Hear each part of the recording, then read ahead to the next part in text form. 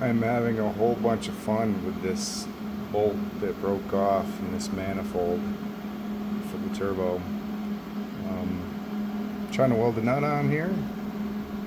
Not working the greatest. Wax thing.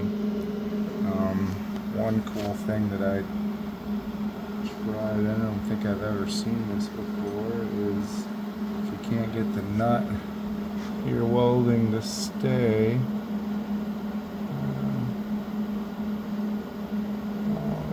Stay. May not always work in this case, but or in other cases, but it's a magnet. Magnetize the manifold and just literally boom. And I can get in here with my gun. Cool, huh?